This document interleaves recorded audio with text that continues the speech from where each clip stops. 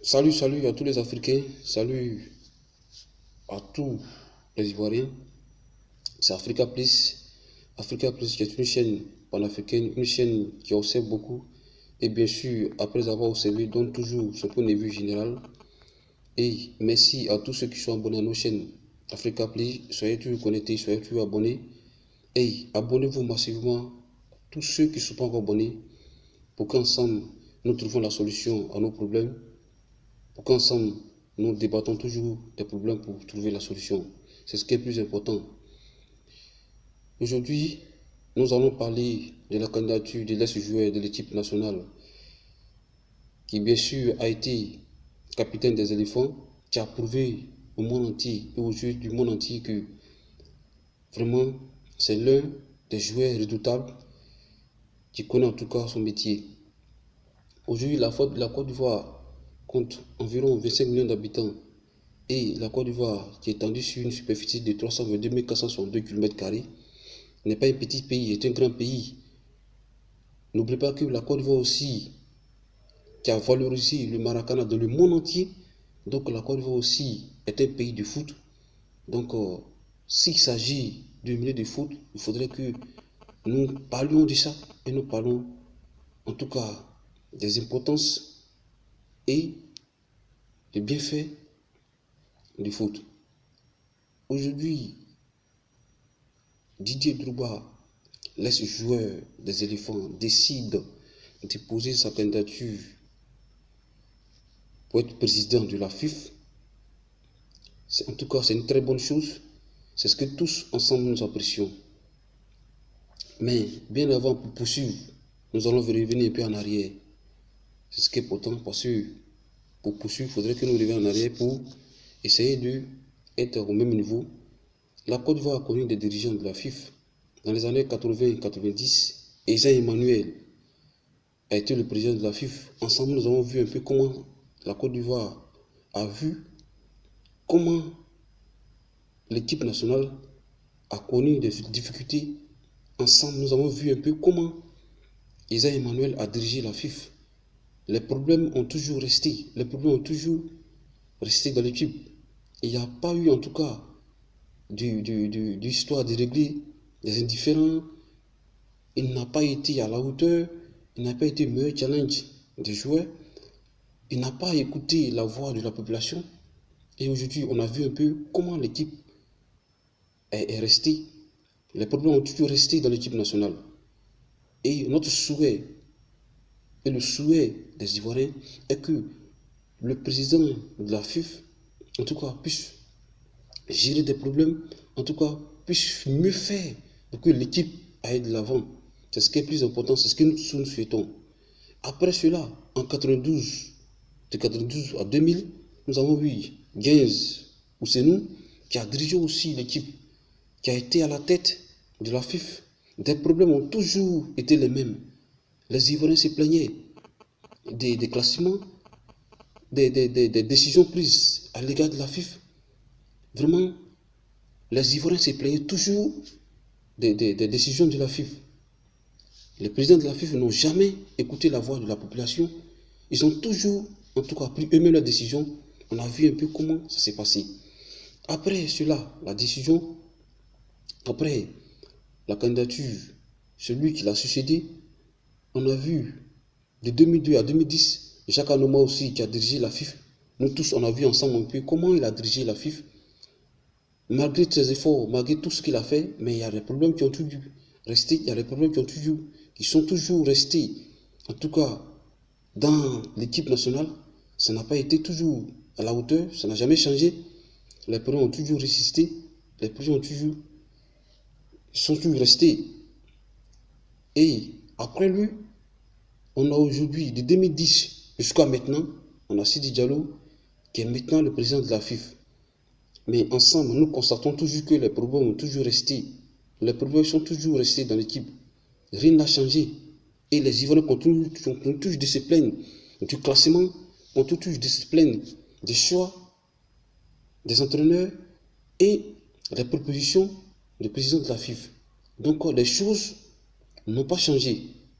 Et aujourd'hui, les Ivoiriens, aujourd'hui, les Africains, nous voyons que l'ex-joueur, celui-même qui a fait trembler le monde entier, celui-même qui a en tout cas prouvé aux Européens que les Africains sont capables de beaucoup de choses, celui-même qui a marqué, qui a été le seul à marquer le meilleur joueur, qui a défié le meilleur gardien, excusez-moi, qui a défié le meilleur gardien du monde et qui l'a marqué, oui, c'était un joueur redoutable. Dans le milieu footballistique, en tout cas, il a prouvé beaucoup de choses. Il a rassemblé les joueurs et il a essayé d'envoyer l'esprit de paix et qui a réuni chaque Ivoirien sur la même table. En tout cas, vraiment, nous ne disons pas non, nous ne rejetons pas sa candidature, nous disons que non, c'est la bienvenue. Mais le plus important ici, c'est quoi? On prend l'exemple terre à terre. Mourinho a été l'un des meilleurs entraîneurs. Mais Mourinho n'a jamais joué au foot. Donc ici, le choix de chaque Ivoirien est très important. Didier Drogba a eu de belles palmarès. Didier Drogba a prouvé au monde entier. Mais être président de la FIF est différent d'être le meilleur joueur. Mais, je prends l'exemple terre à terre. Pour être un militaire doué, pour être un militaire, en tout cas technique, pour être un militaire professionnel, tu dois commencer d'abord par l'école militaire. Et cela, là-bas, tu as vécu le pratique, tu as vécu l'expérience, tu as fait un peu la formation, et de là, tu deviens un meilleur et super militaire. C'est le cas de Didier Drogba aujourd'hui. Il a joué dans l'équipe nationale.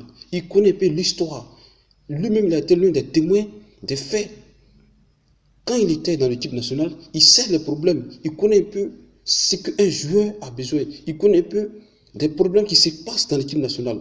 Je pense qu'il est l'une des personnes la bienvenue pour diriger, en tout cas, pour essayer de mettre la stabilité dans l'équipe nationale. C'est ce qui est important. Mais aujourd'hui, le plus important, c'est que ensemble, les Ivoiriens, nous trouvons un meilleur président, nous trouvons une meilleure personne pour pouvoir en tout cas diriger le milieu du foot. Pour être à la tête de la FIF, nous cherchons le meilleur et la meilleure personne. Et je pense que la candidature de Didier Drogba est la bienvenue. Nous allons beaucoup en parler. Et ensemble, je pense que nous avons trouvé un terrain d'entente. C'est ce qui est le plus important. Aujourd'hui, l'Ivoirien Didier Drogba, le meilleur joueur des éléphants et qui a prouvé partout dans le monde entier de son talent footballistique, aujourd'hui décide de poser sa candidature pour être président de la FIF, qui a eu aussi Ballon d'Or et qui a fait beaucoup de choses au milieu footballistique. Donc aujourd'hui, Didier Drogba est en tout cas l'une des personnes qui va faire beaucoup dans l'équipe nationale. Donc ensemble, Didier Drogba, qui à un moment donné a amené la paix dans le cœur des Ivoiriens, qui a toujours été un homme de paix et de réconciliation nationale. Oui, c'est bien, Didier Drogba. Aujourd'hui, vous êtes financièrement posé. Drogba, vous êtes aujourd'hui l'un des joueurs les plus influents du monde. Aujourd'hui, le problème, les Ivoiriens te demandent, Didier Drogba, est-ce que lorsque tu seras à la tête, lorsque tu seras le président de la FIF, est-ce que tu vas être capable de résoudre des problèmes qui se passent aujourd'hui à la FIF? Est-ce qu'aujourd'hui tu peux apporter mieux que les autres? C'est ce qui est important. C'est ce que les Ivoiriens te demandent aujourd'hui. C'est ce que les Ivoiriens attendent de toi.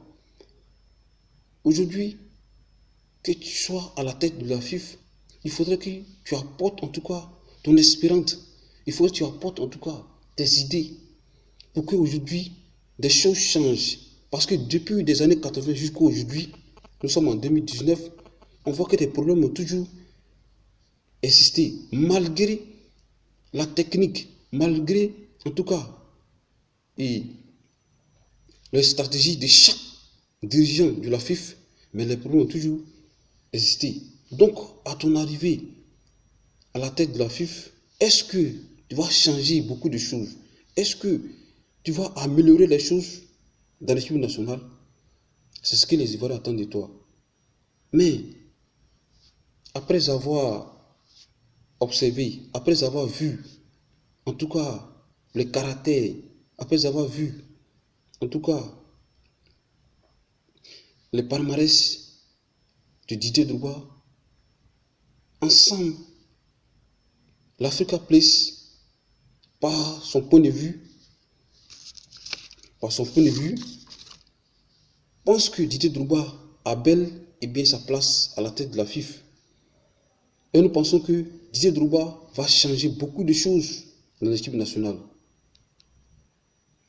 C'est ce qui est important. Donc, ensemble, il faudrait que nous soyons derrière les joueurs de l'équipe nationale pour qu'il apporte aussi son expérience pour la Côte d'Ivoire. Donc, voici ce petit message que Africa Place voulait en général apporter à la Côte d'Ivoire. Merci, ciao, ciao. Et que tous ceux qui ne sont pas encore abonnés, il faudrait que vous abonnez pour qu'ensemble, nous trouvons toujours des solutions à nos problèmes. Portez-vous bien. Ciao, ciao.